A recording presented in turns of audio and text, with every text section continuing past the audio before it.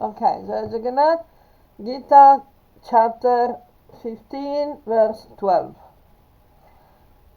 As usual, interrupt me anytime.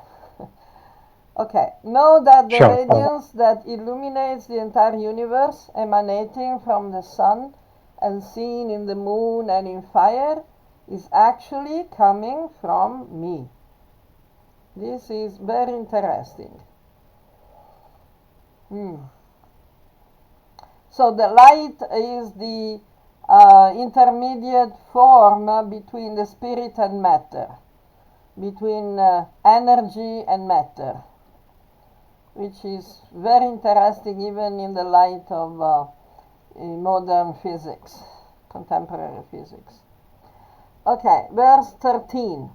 Entering the planets and all beings, I sustain them. By my strength, I nourish all the herbs and plants.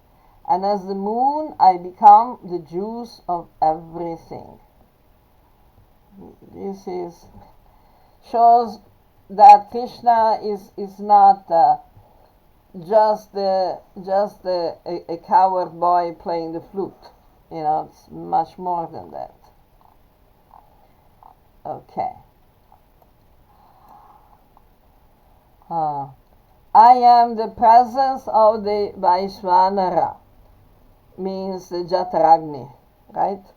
Situated in the bodies of all living beings that keep the balance between prana and apana and digest all the food that is of four types.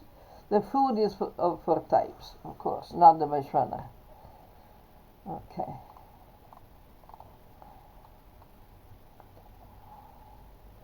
Verse 15. I am situated in the heart of everything, and from me come memory, knowledge, and forgetfulness. I am the purpose of the study of all the Vedas. I certainly am the creator of Vedanta, and the one who knows the Vedas. Okay. Let's go on. And 16. In this world there are two types of Purushas, those who are mortal and those who are immortal. All the living beings are called mortal, and the immortals are those who have a permanent position. Do we understand this point? No. Exactly, I was expecting. And in previous verse also, when Yes. Krishna is saying that like he is the creator of Vedanta, is he speaking in like he is the creator in first person or indirectly because he is the cause of all causes? That way, whatever is getting created is like he is the creator. That way, he's trying to say. Because one understanding is Vedavyas is also his incarnation.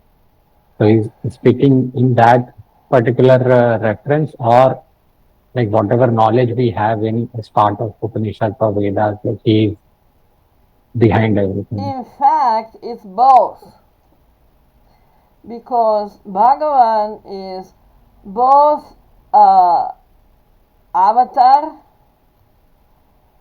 like Vyas, and it is the sum total of all awareness, Satchitananda. So the Vedanta is part of the knowledge, the awareness, the perception, and that is the Brahman, is Param Brahman. So both things are valid, both interpretations are valid. You see, when Krishna is describing himself, he keeps saying, I am, I am, I am. But he's not referring to a limited personality. Just like, in chapter 10, if I'm not mistaken, Krishna says, I am the taste of the water. Rasoham apsu kaunteya. What does that mean? It means that Krishna is not what usually people think. Because people who are simplistic and materialistically oriented, they identify with the body. When they think of Krishna, they think of a particular body. And they visualize, this bluish boy, bluish in the sense of, light, pale, blue, with a nice yellow dhoti and a nice peacock feather and playing the flute. When I say Krishna, people think about that. But that is a form. It is not limited to that form. That form is something that Krishna, God, manifests to help us meditate. But when Arjuna asked Krishna, how should I meditate on you? Krishna doesn't tell him, oh, I am a bluish boy, with a yellow dhoti who is playing the flute on the bank of the Jamuna. He doesn't say that. Because otherwise, people would become too limited in their mentality. Like I remember I was answering a question on Quora. Someone asked me if it is dangerous to worship Dhumavati, who is one of the 10 Mahavidyas, or some other, Ugra, Ugra Rupa of the Mother Goddess. And I was explaining because blah blah, the Mother Goddess, blah blah. And one guy made a comment, yes, because this manifestation of Mother Goddess is not like your Ladu Gopal. What does that mean? He was thinking, yeah, people think of Krishna as Ladu Gopal, very harmless, impotent toddler, who's going around, crawling on the floor and eating laddu. But, Krishna is much more than that. When Krishna says, I'm situated in the heart of all, doesn't mean that everybody is thinking about Krishna. When we say that God is in our heart, it's not because we deliberately think about God. God is everywhere, whether we think about Him or not. So you understand. So Yes. when Krishna says, I am the creator of Vedanta, I am the purpose of the study of all the Vedas. What does that mean? Of course, it cannot be just a coward boy, in Vrindavan playing with the gopis, because, that's, not difficult. The problem is that people are, trivializing God thanks to those horrible so-called mythological films and serials.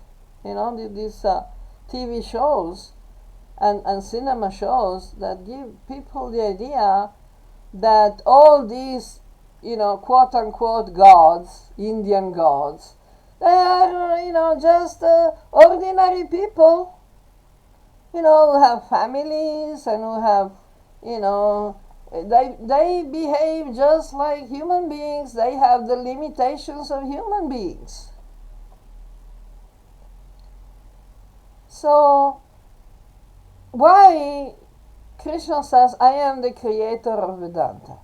Yeah, of course, he manifests as avatar, as Vyasadeva, but that's not all, because Vyasadeva, the avatar of Vyasadeva, is not the purpose of the study of all the Vedas, is it? Yeah, no. Vyasa is just a compiler, a writer. It doesn't have, it's not a Leela avatar. It's a Sakya Vesha avatar. So, we have to be careful not to limit the form and personality of God to to the confines of time, space, and individuality. Because Krishna is not talking about himself as a limited personality. I don't know. Is that clear? Yes. Okay. So, yeah, I'm the one who knows the Vedas. Yeah. It's not because he's a professor, because he's the Vedas himself, you know. Like in this world, there are two types of Purushas: those who are mortal and those who are immortal. All the living beings are called mortal, the Jivatmas. And immortals are those who have a permanent position.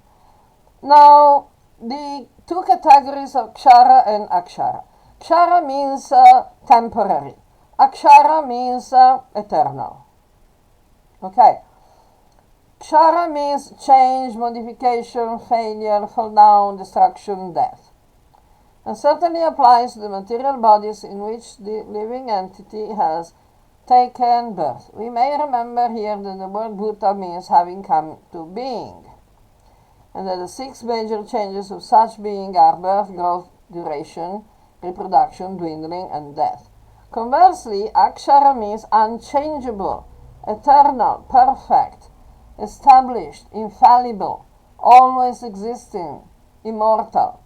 This definition has not been applied to the description of the Jivatmas in chapter 2, because the conditioned souls who have taken birth in a material body are indirectly subject to its changes and to the failures it entails. This verse presents two categories of Purushas: the Nityabadhas, or individual conditioned soul who identify with the body and therefore suffer for its modifications life after life. The Nitya-Siddhas, or individual personalities that are established in their eternal position, from which they never fall down. Some commentators believe the definition of Nitya refers to ontological difference in nature of the two categories, and infer that the Nityabadhas can never attain liberation.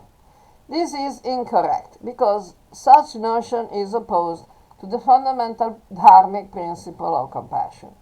The actual meaning of this application of the term Nitya is relative, just like we see sometimes the word Bhagavan applied to great personalities who belong to the Vibhinamsa categories, but whose consciousness is totally immersed in the Supreme Consciousness.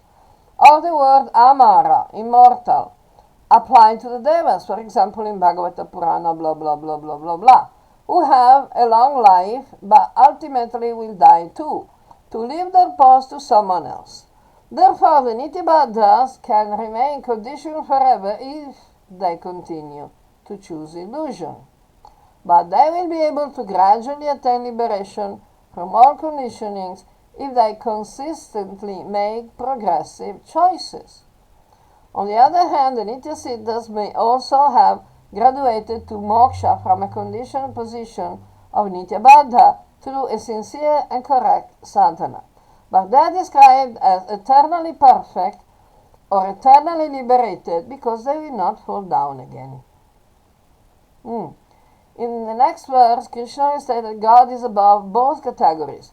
Therefore, we can understand that both Nityabadhas and Nitya-Siddhas are individual souls or Vibhinamsas, distinct limbs or cells of the Supreme Body of Consciousness. On the other hand, God Himself, in His many direct manifestations, is defined as Vamsa, on limb, or maybe clone. Okay, the Nitya Siddhas do not have a material body made of material elements, not even subtle elements such as the bodies of the Devas. Their bodies, Siddha Deha, are made of pure consciousness, just like the body of Supreme Purusha. And just like something else, on the spiritual, everything else on the spiritual transcendental level, including the object, Siddhavastu. This is confirmed by several verses. And here we have verses like the Gita, for example, 8:21 and 8:11. Then we have 3:15, 12:1, 12:2, 12:18, 11:18, 11:37, and going on. We have also seen that the word akshara is normally used to indicate the pranama omkara. Om iti ekaksharam brahma vyaharam. Okay. Mam anusmaran yat prayati tajan deham sayati paramam gating. By breathing Om is one transcendental syllable, and remembering me, one who departs leaving the body attains the supreme destination. And going on. Okay. Is it now more, clearer? More understandable? Yeah. Okay. Good. I'm not always reading the commentary, but sometimes it's useful. Okay. 17. But there is another Purusha, the Purushottama, the imperishable Lord. It is said that He maintains the three worlds by entering into them. Okay. Not just entering into them, but creating the entire material universes. All the universes, right? 18. Since I am beyond the fallible and the infallible beings, I am the Supreme Personality of Godhead. For this reason, I am known both in the Vedic literature and among the people of the world as the Purushottama, Aksharam. O descendant of Bharata, one who knows me in this way, without any confusion, as the Purushottama, knows everything and worships me in all beings, all sentiments. Okay. Everything clear, eh? Yes. Good. O sinless descendant of Bharata, I have thus explained the greatest secret that is contained in all scriptures. By understanding it, one becomes most intelligent and accomplishes the great task in life. What is the greatest task in life?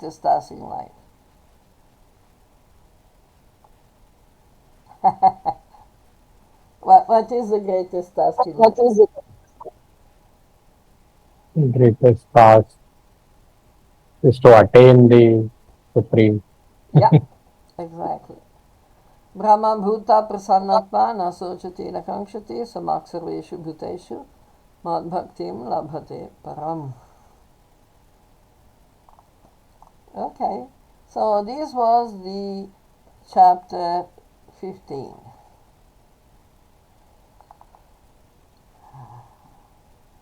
Okay. This chapter has summarized the message of Bhagavad Gita, showing the realization of Purushottama as the purpose of the entire universal tree, the Vedic knowledge and the cosmic manifestation. This was also stated in chapter 4, Shrayandravyama Jnana Yajna Parantapa Sarvam Karma Khinam Parta Jnane Parisamapyate. Arjuna, better than the sacrifice of one's wealth is the sacrifice of knowledge. Arjuna, the entire scope of all the activities must culminate in knowledge. This knowledge is the same explained in Bhagavata Purana, where the Lord has stated, Jnana Parama Guyam me yad vijnana samambitam sarahasyam tadangam cha grihana gaditam maya yavan naham yata bhavo yadrupa guna karmakaha tathaiva tattva astu te mad anugrahat. My supreme knowledge is hidden and it is applied in practice. Try to understand it while I'm explaining it, with its secrets and implications. Let this knowledge be realized by you by my kindness, as it is I who manifest the existence of all forms, qualities, and activities. And this is the famous Chatushloki, 2, 9, 33, 36. Aham evasam evagre nanyadyat sata sattaram paschad aham yat etacha yava sisyeta sosmyaham. I am that which existed before the creation, and all that will ever exist. I am the Sat and the Asat, the supreme cause and effect, up to the end of the universe, and I'm what remains after all these creations and everything else are dissolved. So you see, this is the depth of the theology of Hinduism, of the Vedic knowledge. We will not find this kind of depth anywhere else.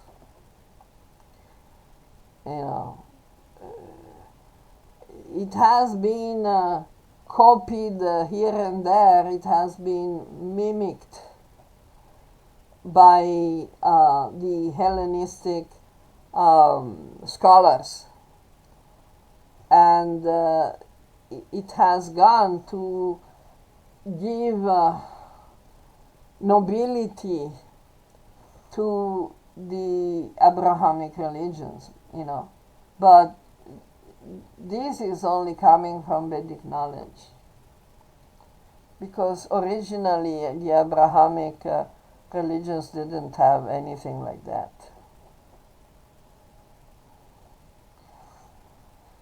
So, okay. So the chapter 16, should we start or we leave it to next time? No, we have We enough start. time. We can start. Chapter 7 is the Daivasura Sampada Vibhaga Yoga, which is the yoga of differentiating between the characteristics of the divine and the demoniac personalities. So this is still yoga.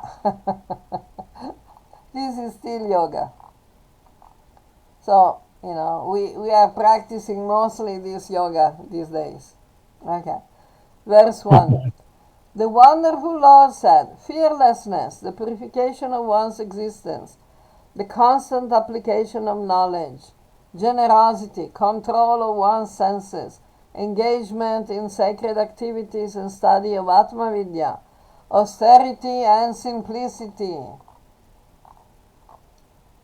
freedom from hatred, truthfulness, freedom from anger, renunciation, peacefulness, freedom from wickedness, compassion towards all creatures, freedom from greed, kindness, modesty and determination, radiance, forgiveness, consistency, cleanliness, freedom from enmity, not expecting great honors. These, O descendant of Bharata, are the characteristics of one who was born with a divine nature. Okay, so let's go back to verse 1 and examine each quality individually. Okay, verse 1. Fearlessness. Why? The Asuras are called Daityas, right? The word Diti means division, separation. And there is a famous saying that says that fear comes from the sense of division, the sense of being separate.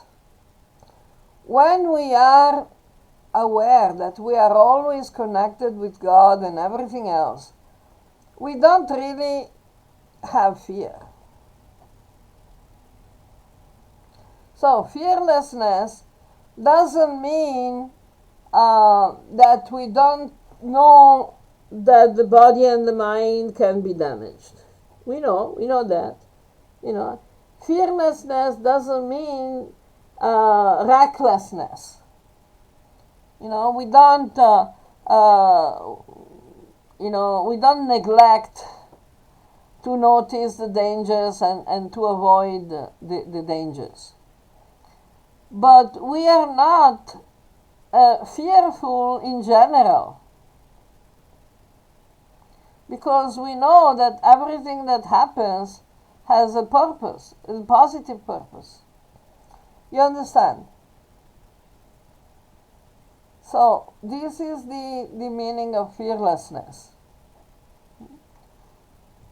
The purification of one's existence is also connected to cleanliness and purity, because cleanliness does not apply only to the material body and the material objects. It applies to the contents of the mind, to the habits, to the choices, to the gunas, to the qualities that we develop. The constant application of knowledge. This is one big crucial point, because most people make a very, very stark separation between theory and practice. The scholars, they have a lot of theory. They know they have read this book, that book, the other book. But in practice, they are a disaster. Like, for example, everyone who has a minimum of, study of the Shastra will agree that identification with material body is Stula Buddhi, is the root of all ignorance. Yet, they still identify themselves and others based on the body.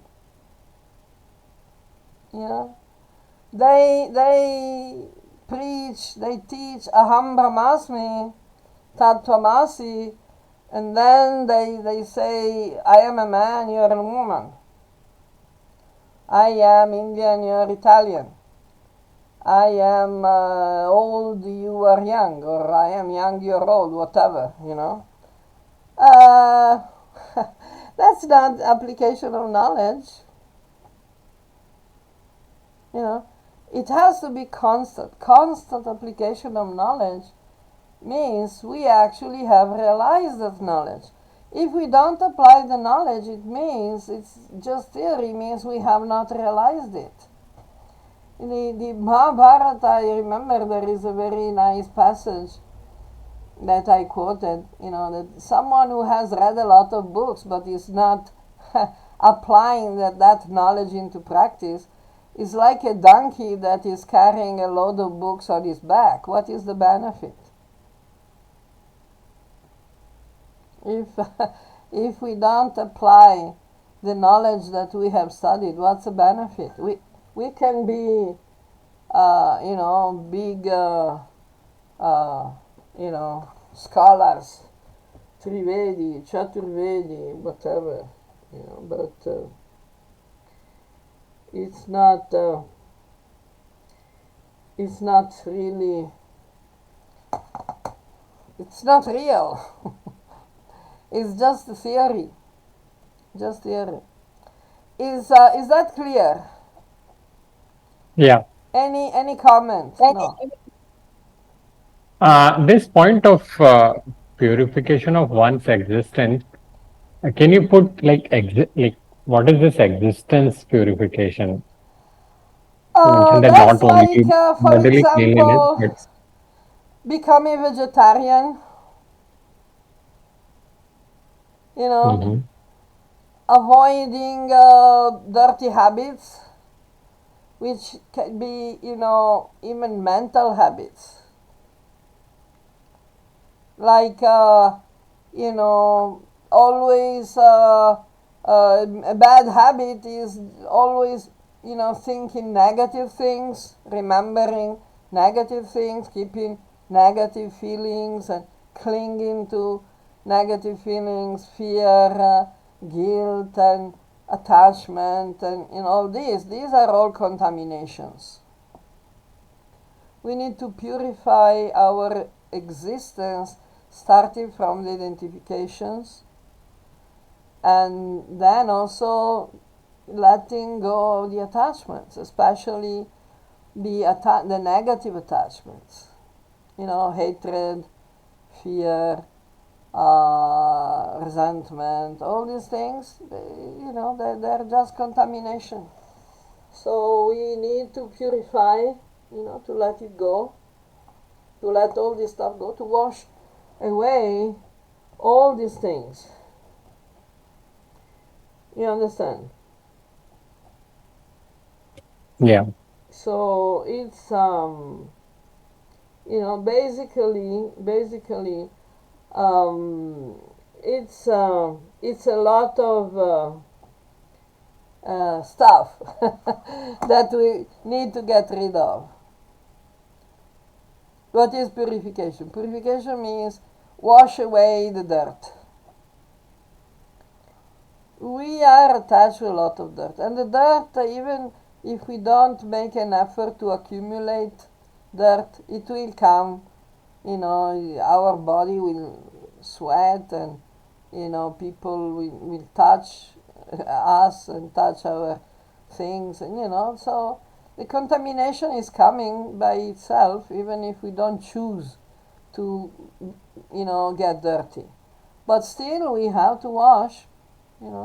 So we are hammered by advertisement, by the demands of materialistic people, by so many things, you know, by the pollution and noise, and all kinds of pollution, including the mental pollution. If we live in a place where there are lots of people who have a polluted mind, that uh, also affects us. That's why Krishna says that one should live alone in an isolated place. Because we avoid pollution. But even if we try our best to avoid pollution, there will still be some pollution sticking to our body and mind. So we need to wash it off. Is that clear? Does it help? yes, Okay, good. Generosity. Generosity comes from the awareness that nothing belongs to us. Idam namama. When a brahmana is doing the puja, but whether he is performing homa or upasana, whatever, he should say, idam namama, idam namama. This is not mine. I am just engaging, God's property into God's service. So how can you not be generous? Generosity means that whatever is yours, your resources, your energy, your time, they're not really yours. So you can give them to God through service. So you see one devotee who's having problems, then you give charity to the devotee, like in your mind you are serving God. Because nothing belongs to you, everything belongs to God.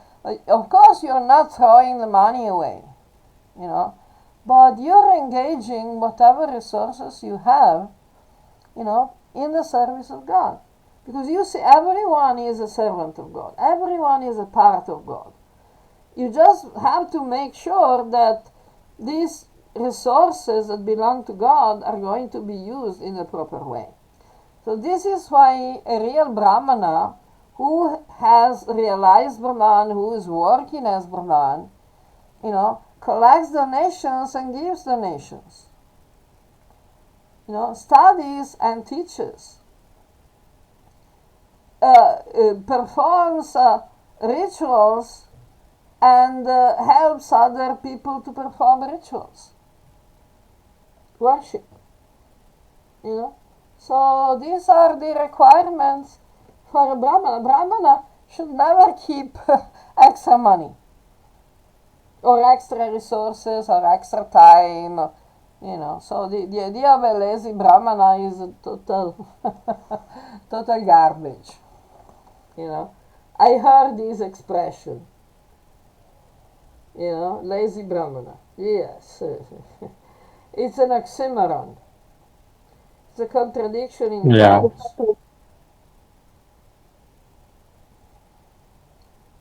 You understand? So, you wanted to say something? No, I was saying, lazy Brahmana is always moron. You heard that? No, you first time I'm hearing from you. No. I heard so many times in the organization that I'm usually not mentioning. Lazy Brahmana. That doesn't. It's not a good idea. It's not lazy. It's intelligence. If a Brahmana is supposed to be intelligent, not to run around uselessly in panic like a headless chicken. But saying that he's lazy because, I'm thinking that the Brahmana makes other people work for him so that he doesn't do anything because he's lazy, it's actually offensive. But lots of people think this is a bona fide, genuine spiritual instruction. It's like, what? Anyway. Okay, then we go generosity, control of one's senses. Control doesn't mean abstention. This is another thing that we need to actually understand.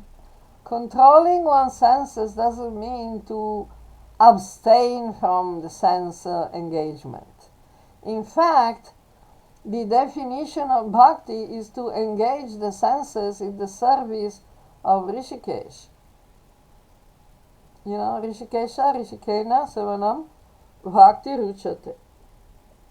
So, controlling one's senses means engaging one's senses properly, according, in sattva and with the purpose of serving the universal community, serving God. Okay. Engagement in sacred activities. What is the meaning of engaging in sacred activities? Yajna. Yajna is any sacrificial action. You remember there was a long list of forms of yajna that Krishna gave. So the sacrifice of knowledge, sacrifice of resources, the sacrifice of prana, the yajna but the best yajna, Krishna said, is japa yajna. So, engagement in sacred activities means perform any type of yajna. Study of Atma Vidya. This is so important. If we don't understand what is Atma Vidya, we are cooked. Swadhyaya. Swadhyaya is a study of the science of the self And at the same time, Swadhyaya means direct study of the scriptures, of the knowledge. Because Swa means oneself. Adhyaya means study. So it means both studying the self and studying knowledge directly oneself. Okay. Then we have tapa. Tapa we have translated as austerity, but we need to understand what tapa is. Tapa means intensity. So it's an intense effort, intense dedication. It's the intensity that is hot like fire. Arjava means simplicity. Simplicity doesn't mean being stupid. Simplicity means that we have a clear vision and we can help others also have a clear vision. Sometimes in some cultural areas, people believe that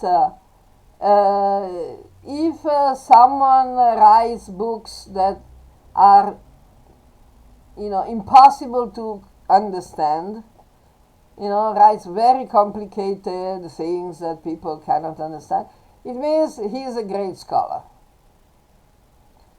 This is not a fact. Because a real scholar is able to present things in a simple way, simple and elegant, so that people can actually understand what is the benefit of presenting the knowledge in such a way that nobody can understand. It's stupid. That's not being great scholars. That's being stupid and arrogant and having a big ego, because it's just to show off. Oh, I'm so learned, But what's the benefit? You're not giving benefit to anyone. So why are you talking it? Why are you making a show of giving knowledge to other people if other people cannot understand? What's the benefit? What's the point? Is this clear?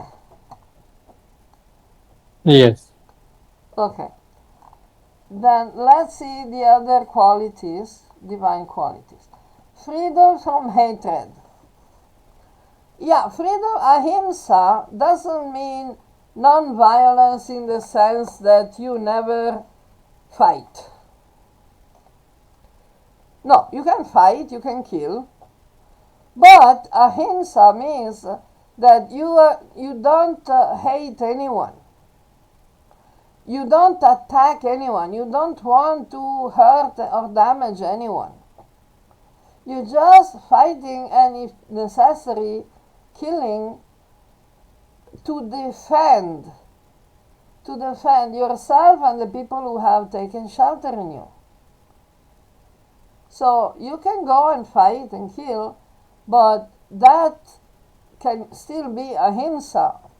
Like Krishna is saying, I think chapter 11, Balam Balavatam Asmi Kamaraga Vivarjita. I am the strength of the strong that is free from attachment and desire. So when you defend yourself, you have no attachment and no desire. You're just, fighting back, protecting, defending. Okay. Satyam, this is so important, truthfulness. Akrodha, freedom from anger doesn't mean that you never get angry. It means that you are not a slave of anger. It means you get angry, you use anger, and then you let it go, because, what's the point? Renunciation, tyaga. Peacefulness, shanti.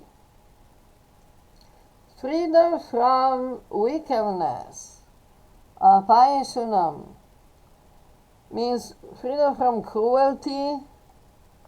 That is a characteristic of the beasts of prey. Yeah. Daya is compassion. Bhuteshu means all creatures, all beings. Aloluptam, freedom from greed.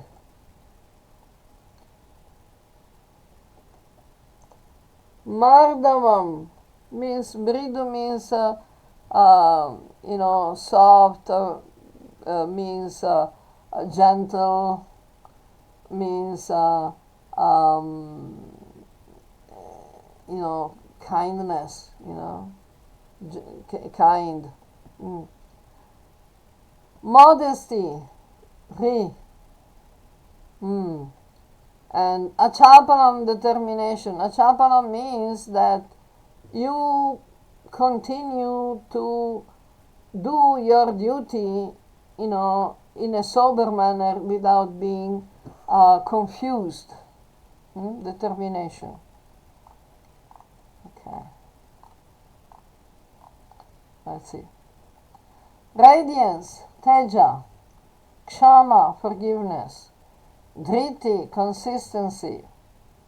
Socham, cleanliness. Adroha, freedom from enmity. Nati manita, not expecting great honors. Naati manita, not expecting great honors. Bhavanti sampadam daivim abhijastasya bharata.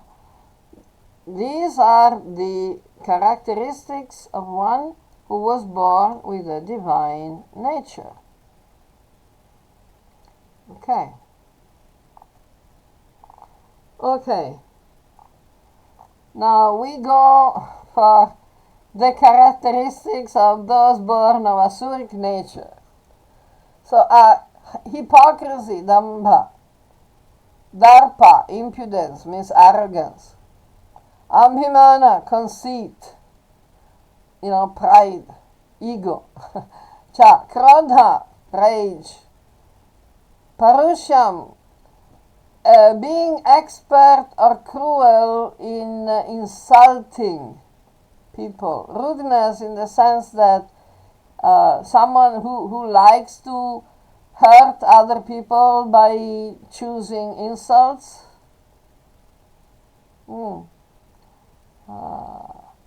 of course, abhijatasya.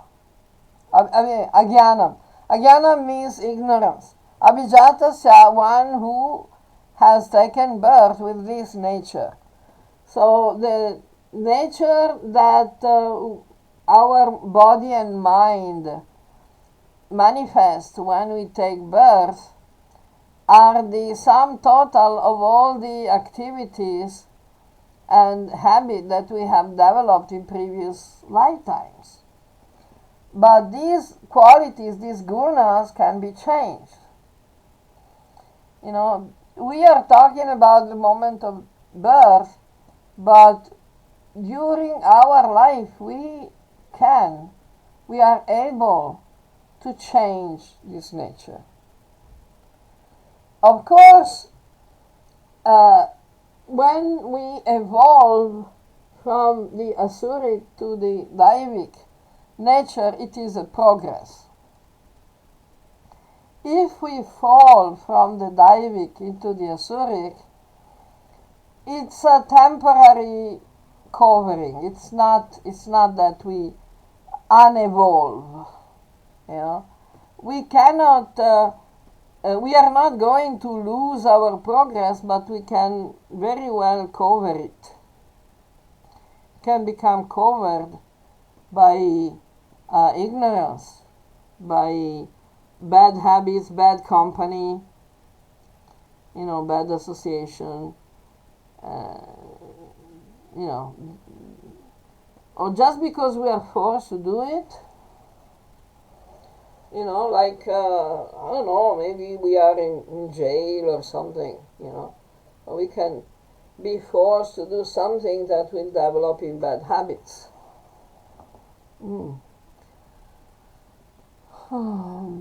So, dambha, hypocrisy, which is the opposite of satyam. impudence, arrogance, conceit, rage,